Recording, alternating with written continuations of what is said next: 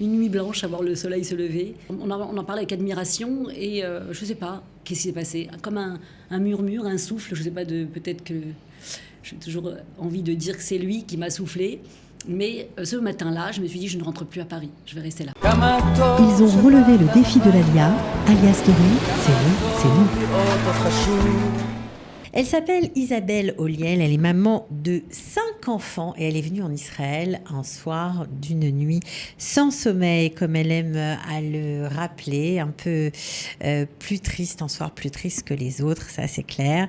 On est ravis de l'accueillir. Elle s'appelle Isabelle Olliel. Vous la trouvez sur Facebook sur Isabelle Didi Olliel. Comme ça, c'est fait. Bienvenue. Merci Cathy. On est ravis de vous accueillir. Alors, une alia, on va dire, que vous auriez pu faire bien longtemps avant, mais pourtant, vous n'avez jamais faite. Pourquoi ? Non, ça a toujours été dans le sujet. Enfin, c'est un sujet, quoi, chez vous. Un jour ou l'autre peut-être. J'ai toujours aimé Israël. J'ai un mari israélien. Je suis venue depuis petite. J'ai eu la chance d'avoir des parents qui m'ont emmenée très tôt en Israël. J'ai de la famille ici. Donc, Israël, ça a toujours été dans mes veines. J'ai toujours été très amoureuse d'Israël. Mais quand on a une vie en France, à Paris, avec ses petites habitudes, ses amis, alors le sujet devient un jour ou l'autre. Confortable, on se dit. C'est confortable. On se dit, bon, un jour ou l'autre. Et puis, c'est vrai que mon fils, à 19 ans, est parti. Lui, le premier, il est parti faire ses études ici en Israël. Donc je me suis dit, bon, il faudra bien un jour le rejoindre, mais voilà, pareil. Mais c'était difficile. C'était pas facile. De quoi se dire qu'on va tout changer, on va tout recommencer à zéro. Voilà, et puis quand tout se passait bien à c'est Paris, ça, on n'a pas de raison forcément de on n'a pas tout cette quitter. raison. J'y allais souvent, j'étais bien heureuse d'y aller, malheureuse de rentrer quand même à chaque fois. Toujours le dire, j'aimerais rester. Mais c'était pas si simple. Voilà. Et puis un jour, vous êtes en vacances chez vos parents, comme d'habitude. Comme tous les Pessars, je vais rejoindre mes parents à Pessar, parce que mes parents habitaient en Israël. Et voilà, je rejoins mes parents.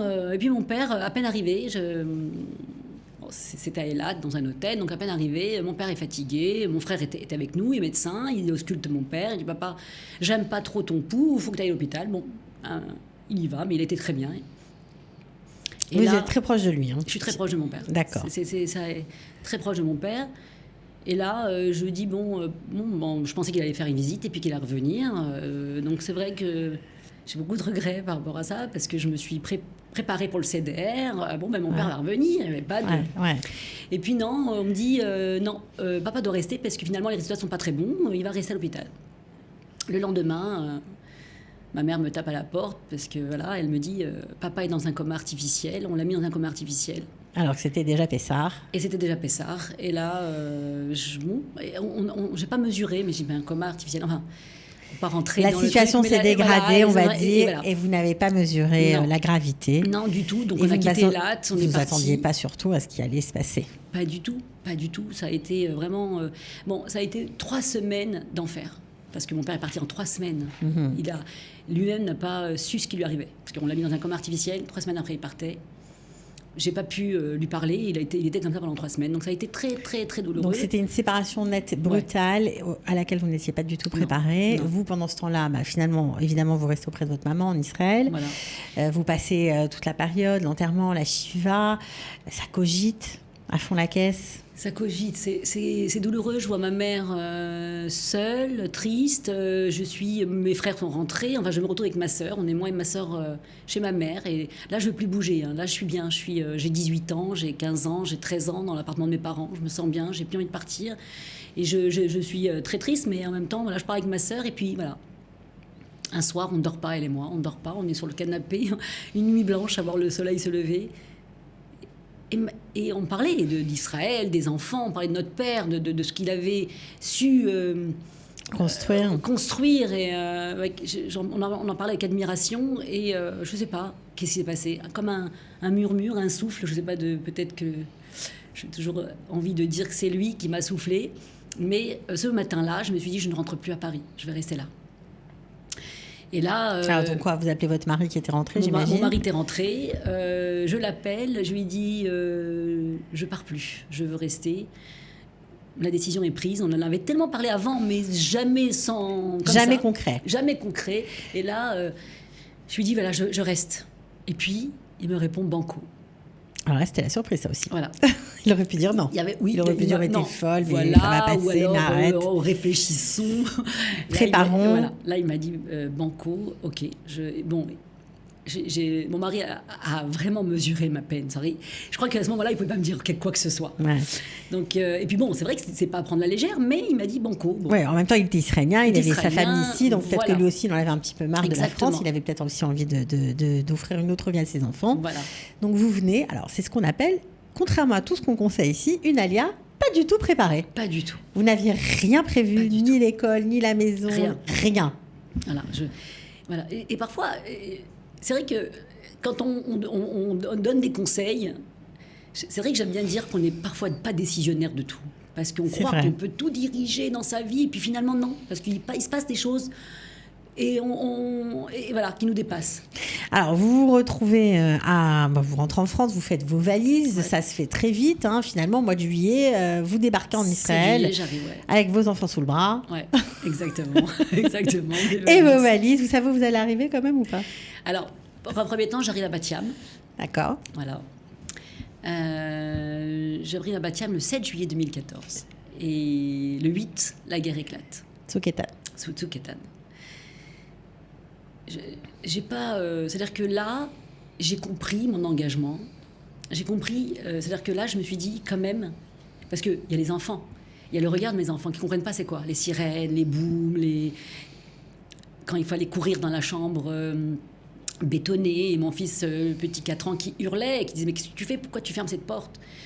Et que je fallait lui expliquer. Moi, j'ai pris ça avec beaucoup de... avec beaucoup de calme. Très anesthésiée, je crois. Très anesthésiée. J'étais déjà assez perturbée émotionnellement. Triste, donc rien ne pouvait m'arriver. De plus. Mais quand même, donc mes enfants. Et là, il y a ma fille qui est avec la babysitter dans le parc quand il y a une sirène. Donc je m'inquiète, mais je me mets dans la chambre de fer avec mon fils, mon petit dernier. Et là, quand elle revient, elle me dit « Maman, tu sais, il y a eu la sirène, on s'est mis par terre avec les mains sur la tête, et quand c'est fini, j'ai dit merci Hachem. » Je me rappellerai toute ma vie de ça, parce que je me suis dit, et là je me dis, voilà, on vient en Israël, c'est pas juste une fuite vers un ailleurs, vers un exotisme, une aventure, une envie d'aventure. C'est un vrai engagement. On se dit, voilà, j'emmène mes enfants dans un pays qui ne connaît pas la paix, où voilà, il va y arriver des choses comme ça. Ça va arriver, quoi. Ça va, voilà. Et bien, ils vont grandir avec ça. J'ai détourné leur chemin de vie, bien, pas bien. Quoi, on se sent une responsabilité, on se sent il y a quand même une culpabilité quelque part. Une culpabilité, non. J'ai pas senti de culpabilité parce que j'étais. Mais une responsabilité. Mais une responsabilité, puisque on est décisionnaire de la vie. Enfin, oui, bien sûr, mais de toute façon. Les enfants sont petits, donc voilà, on prend leurs mains, on les prend et on les emmène quelque part. Et finalement, ils avaient un chemin, eux, peut-être tracé, de vivre en France.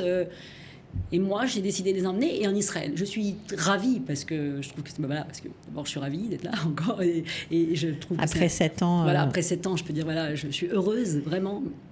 Mais là, avec la guerre, avec tout ce qui se passe, on se dit... Mais c'est important parce qu'il y a plein de gens qui nous regardent et il y a plein de mamans qui n'ont que des garçons aussi. C'est vrai. Je pense à l'armée. Alors c'est vrai que ça fait pas très sioniste de dire ça, mais il faut parler de toutes les choses qui arrivent bien sûr. Aux futurs candidats à l'ALIA. Il y a des mamans qui se disent, ou des papas aussi, mes 5 enfants vont faire l'armée, mes 5 garçons vont faire l'armée. Ça fait peur. Ça fait peur, et c'est vrai. Mais en même temps... Mais ce que j'ai envie de dire, et c'est vrai que ça fait peur, et moi j'ai cette dualité en moi, entre l'amour de mon pays, d'abord j'en parle dans mes podcasts, mais l'amour de mon pays... On va y revenir. Voilà, on va revenir. L'amour de mon pays, l'amour de mes enfants, cette dualité, parce qu'on se dit, mais au fil du temps, on comprend. Quand on aime vraiment, quand on est là, et qu'on aime, quand on sent cette appartenance. Ouais. Parce que c'est ça la différence, c'est quand on est ici... On sent cette appartenance. Tout ce qui peut se passer ici, ça nous touche profondément. On était moins quand même... on était moins concernés ailleurs. On survolait un peu les choses, que ce soit politique. Ici, tout est important. Ici, tout est important. C'est-à-dire qu'on est là, que ce soit politique, que ce soit social, les gens... Donc, les Yom HaSmaout, les Yom HaZikaron, on est là, on pleure devant son téléviseur. Mais quand on a ça, on a Israël en nous, et ben on comprend après que finalement, les enfants s'engageront et défendront ce pays. On l'a pas gratuitement, on n'est pas là comme ça. Faut le mesurer. Faut mesurer. Après, les enfants qui sont pas faits pour ça. Ouais, mais et voilà. Après, voilà, il y a tout un. Mais alors, vous n'étiez pas prête, on va dire, matériellement parlant. En tout cas, vous ne saviez pas trop à quoi vous engager. Mais apparemment, dans la tête, c'était déjà bien réfléchi. En tout cas, vous mesuriez la vie qui allait vous attendre. Alors, c'était aussi une période très chargée en émotions parce que vous avez marié votre fils en même temps, on va dire. Exactement. Alors là, ça a été une période... Voilà, j'ai perdu mon père en mois de mai. J'ai fait mon alia, je suis arrivée le 7 juillet. Le 8, la guerre. Il fallait supporter tout ça. Ouais. Et je mariais mon fils le 10 août. Au mois d'août, donc vraiment tout en même temps. Voilà, tout en même temps. Alors là, après quelques semaines où vous étiez arrivés, vous commenciez peut-être à vous poser des questions, mais qu'est-ce que j'ai fait ? Était-ce bien raisonnable tout ça ? Et qu'est-ce qui vous est arrivé pour vous faire comme un petit rappel d'outre-tombe peut-être ? Il y a des choses comme ça qui arrivent dans la vie, des petits messages. Comme je dis, je suis quelqu'un de traditionnel. Je n'ai pas toujours été très spirituel, mais en Israël, on le devient. On sait lire entre les lignes et on voit les messages qui nous arrivent. Et donc, je marie mon fils. Je prends un taxi pour aller dans la salle de mariage. Le taxi vient. Alors voilà, c'est tout à fait... Vous étiez triste parce que c'était triste, bien sûr, très difficile. Je suis très triste. D'ailleurs, j'ai choisi la première robe qui m'est venue. J'étais pas là dans les préparations. Vous étiez en deuil, bon, évidemment. Je suis en deuil, donc voilà. Et puis donc, je suis dans le taxi vient me chercher. Je suis seule parce que mon mari a pris les enfants, lui, d'une part, et moi, je suis seule dans le taxi. Et le taxi, alors voilà, le stéréotype de l'Israélien, un homme assez âgé, mais qui me dit « Oh là là, mais tu es la maman, mais tu devrais être la mariée, mais comme tu es belle !» Enfin voilà, tout ce genre de choses. Ça fait plaisir. Ça fait plaisir. Ça vous a remonté le moral ou pas trop ? Bon, j'ai souri, parce que forcément, mais bien sûr. Et là, bon, je suis à l'arrière. Et puis, il me regarde dans le rétroviseur. Il me regarde et puis il me dit « Mais il faut un rio. Il est ton sourire. Tu maries ton fils. Tu devrais être contente. » Et là, voilà, on ne sait pas pourquoi. Parfois, on a besoin de s'épancher, de parler. J'ai senti peut-être quelque chose, je ne sais pas. Et là, je lui ai dit, effectivement, je marie mon fils, mais je suis tellement triste. Mon père ne sera pas là ce soir. Mon père ne pourra pas assister au mariage de mon fils qu'il adorait tellement. Dieu ne lui a pas fait ce dernier cadeau. Et là, ce taxi me regarde dans le rétroviseur. Il me lâche pas du regard. Et là, il me secoue, comme vraiment, peut-être on m'avait pas secoué. Et là, il me dit, écoute-moi bien. Il est avec son doigt comme ça. Il me dit, écoute-moi bien. Aujourd'hui, c'est le mariage de ton fils. C'est le plus beau jour de sa vie. Tu veux qu'il voie sa mère triste ? Tu vas sourire et tu vas danser avec lui. Ton père, il sera avec toi sous la roupa. Ton père, il sera là. Tu veux que ton père soit triste ce soir ? Et voilà, il me dit les mots. Il vous lâche pas. Il me dit tout ça. Il me lâche pas toute la route. C'est incroyable, c'est vraiment. Il y a qu'un frère qu'on voit ça. Parce que je regarde, je me suis dit mais qui est ce monsieur pour avoir autant d'intérêt pour mon histoire ? Il est là, elle me secouait et comme un oncle, comme quelqu'un de ma famille. Je m'efforce de pas trop le regarder parce que je veux pas abîmer mon maquillage quand même. J'avais peur de pleurer. Et là, il me dit, entre autres, il appelle mon mari pour lui expliquer le chemin. Il vous entoure de toutes les attentions possibles. Et là, je me dis... Et là, on arrive à la salle, il m'ouvre la porte, il m'enlace comme un père, vraiment. Un magistral Mazal Tov. Il me dit... Mazal Tov, souris, sois heureuse. Et là, c'était comme un signe du ciel. Je me dis, c'est un ange envoyé par le mien, quoi. Par mon père. Il est parti aussi vite qu'il est venu, ce taxi. Mais là, je me suis dit, voilà, c'est pour ça que je suis en Israël. Pour rencontrer des gens comme ça, parce qu'on est une famille, parce que il n'y a pas de barrière. J'ai pu raconter à cet inconnu ma vie en 3 quarts d'heure. Parce qu'il a beau être inconnu, beau être chauffeur de taxi, le mariage d'un fils, il doit savoir ce que c'est. Mais il avait tellement d'intérêt, c'était important pour lui aussi. Donc voilà, je me suis dit, mon Dieu, je suis en Israël, j'habite là. Et je vais être amenée à rencontrer des gens comme ça. Et puis c'est ça. Et bien sûr, il y a du bon, il y a du mauvais. Et évidemment, c'est pas. Et là, ça vous a réconcilié avec l'idée de l'Alia. Là, vous vous êtes dit, c'est bon, je suis au bon endroit. Je me suis dit, c'est ma place. Oui, je me suis dit, c'est ma place. Je suis partie dans cette salle de mariage avec lui vraiment dans mon cœur, quoi. Je me suis dit... Quelle merveille de rencontrer des gens comme ça qui poussent et qui sont qui s'intéressent, qui sont pas anonymes, qui sont bon. C'était alors, très très émouvant, j'imagine. Alors vous avez continué évidemment la route, la vie, sûr, le mariage s'est passé, etc. Sûr. Et finalement vous avez quitté Batiam pour vous installer à Ranana parce que vous aviez des copains, des copines, etc. Et puis vous avez fait ce qu'on vous a conseillé, quoi. Mets tes enfants dans telle école, fais ci, fais ça, tel papier. Vous avez suivi le chemin, ça a été. Oui, je peux dire que voilà. J'ai fait mon allié d'ici, donc j'ai dû faire tous les papiers. Oui, vous avez fait, c'est ça, vous n'êtes pas reparti en France, vous avez tout fait d'ici. J'ai tout fait d'ici, donc j'ai tout fait les papiers. Bon, et puis voilà, les enfants à l'école. Vous êtes à l'Ulpan ? Alors j'ai fait l'Ulpan. Non, parce que l'Ulpan, c'est vrai que pour ceux qui vont faire l'ALIA, c'est un merveilleux moment. Et puis je ne suis pas la seule à le penser. Donc, oui, il y en a beaucoup, il y a beaucoup qui disent que cette période de l'Ulpan, c'est la période où on est... où on se retrouve comme à l'école, donc on a à nouveau 16 ans, 17 ans, et puis on est tout neuf. Je trouve que quand on arrive dans cette salle de l'Ulpan... Personne ne nous connaît. On n'a pas de... Personne, voilà. Pas de tag sur nous. Voilà, on a un nouveau regard sur soi, et finalement, on a ce miroir. On apprend qui on est face au regard. On se redécouvre, en fait. Ouais, c'est ça qui est chouette. Bon, vous avez adoré, faut le dire. J'ai adoré l'Ulpan. J'ai une professeure exceptionnelle que j'ai adorée. D'ailleurs, vous avez fait des copains ? J'ai fait des copines, des copains, qu'on est toujours amis depuis. On est toujours amis, toujours liés. D'ailleurs, ça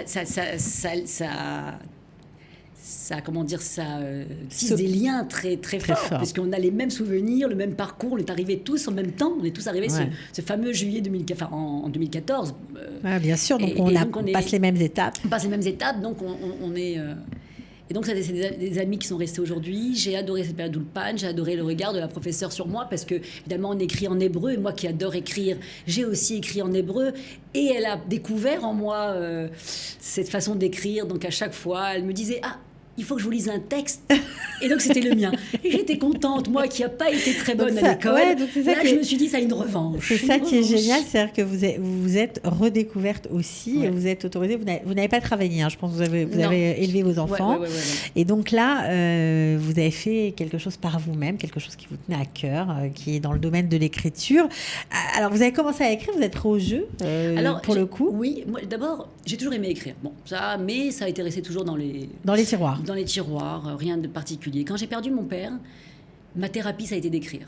J'ai commencé à lui écrire. J'ai écrit à mon père. J'ai écrit toutes ces choses qu'on ne s'est pas dites, comme on peut dire. Et je lui ai écrit, ça a été ma thérapie, ça a été ma façon de me faire du bien. Et puis à un moment donné, donc l'écriture me vient, j'écris beaucoup, je poste un peu ce que j'écris sur les réseaux sociaux. Donc sur les groupes de l'ALIA, un jour aussi, j'écris mes ressentis sur l'ALIA. J'écris un texte. Je crois que j'avais écrit un texte j'avais écrit sur Israël comme un amoureux. Ok. Voilà. Et bon, forcément, il y a des réactions. Alors, il y a des réactions, il y a des jolis commentaires. Je m'aperçois qu'il y a des gens qui ont peut-être besoin d'entendre ça, qui sont en train de réfléchir pour l'ALIA. Donc, je me prends ce jeu de me dire, peut-être si je fais du bien à une personne, c'est déjà gagné. Énorme. Donc, déjà, ça aussi, ça vous a tenu. Oui, vraiment, ça m'a fait beaucoup de bien parce que, des beaux commentaires, des gens qui me disent merci pour votre encouragement, merci pour vos messages sur l'ALIA, ça nous donne envie, ça... Et voilà, donc j'ai écrit souvent, je me suis fait comme un petit réseau de gens qui aiment bien ma plume. Et puis après, vous faites des rencontres, comme toujours en Israël, des choses auxquelles vous n'auriez jamais pensé. Jamais. Alors aujourd'hui, vous avez démarré en tant que chroniqueuse sur Radio Tandem. On les salue s'ils nous écoutent. Et puis, vous faites aussi des podcasts qu'on peut écouter. Alors ça s'appelle comment votre podcast ? Alors j'ai appelé mes podcasts l'ALIA au bout des doigts. Parce que l'ALIA, les doigts qui écrivent. Et donc, c'est pareil, c'est aussi des rencontres. Parce que c'est tout ce qui se passe. Enfin, j'avais jamais... J'ai quand même jamais pensé à faire ça. J'ai quand même vécu 44 ans en France. Ouais. Je n'ai jamais rien fait de spécial. Donc ici, j'arrive. J'ai quand même fait un casting de pâtisserie pour la télé. J'ai quand même parfois exposé des tenues pour un magasin de fringues sur Ranana. J'ai fait plein de trucs, quoi.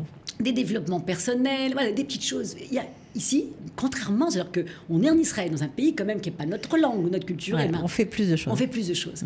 Et là, pareil, au hasard d'un détour, je rencontre une jeune femme qui donne des ateliers d'écriture. Donc je me dis, il faut que j'y aille. Et je prends contact, je lui lis ce que j'écris. C'est grâce à elle que vous avez fait le podcast. Oui, c'est grâce à elle. Voilà. Voilà, on peut les écouter. Il y en a 3 déjà en ligne. Donc, voilà, pour ceux que ça intéresse, on peut monter et écouter les histoires d'Isabelle. Alors, ça, c'est votre côté à vous. Mais vos enfants, comment ça s'est passé, cet alien non préparé? Ça a été difficile ou pas? Alors, j'avais mon fils, donc les 2 grands. Les petits. On parle des petits. 13 ans. Assez difficile, mais non, parce que bon, finalement ça va. Il est grand, c'est-à-dire qu'il s'est intégré doucement, mais il s'est fait des amis, il est rentré dans une nouvelle école. Il y a eu ça a été un peu dur au niveau de la langue, mais ils ont un père israélien, mes enfants. Donc ça aide énormément. Malgré tout, ils ne parlaient pas l'hébreu, parce que mon mari n'a jamais parlé l'hébreu à la maison. Mais il y a quelque chose. Ils ont eu une facilité, voilà. Ils ont eu une facilité avec la langue. Donc mon fils a parlé très vite hébreu, même les petits. Bon, les petits, ils s'intègrent plus vite, mais et donc le grand, ça a été. Il a tout de suite, il a jamais dit mais qu'est-ce que je fais là. Ça a été plus dur pour les petits. Alors voilà, ça a été dur parce que forcément, on se rend pas compte, mais quand on a des petits, qu'on les met, moi ma fille, elle est rentrée directement en Kita Aleph. Donc elle comprenait rien. Et c'est vrai que quand on dépose les enfants le matin et qu'on voit les yeux perdus en disant mais maman, mais je comprends rien. Ça dure combien de temps, cette période où ils ne comprennent rien? Ça a duré 6 mois. C'est long, 6 mois quand même. Ouais. Mais ça passe. On a l'impression... c'est important que vous le racontiez parce qu'il y a plein de mamans, moi j'en ai vu aussi, des mamans en pleurs, avec leur fils en pleurs ou leur fille sur le banc avant de rentrer dans la classe, parce qu'ils ne veulent pas rentrer dans la classe. On a l'impression que ça finira jamais, qu'ils vont pleurer pendant des années et finalement mais c'est ça qu'il faut dire, c'est que bien sûr que c'est dur. Tous les départs, tous les changements, c'est dur, mais... il faut avoir juste un peu la patience. Et puis 6 mois, et ça passe. Et puis après, d'un coup, un jour, on voit ses enfants parler en hébreu, jouer avec des copains, ramener des copains à la maison, courir à l'école. Et c'est ça, c'est le bonheur de courir à l'école. Ouais. Moi, mes enfants étaient contents d'aller à l'école le matin. Et c'est vrai que moi-même, je conduisais mes enfants et je voyais autour de moi des palmiers, des maisons avec des fruits, des limes, des citrons, et l'école en plein milieu. Je me dis... on est au paradis.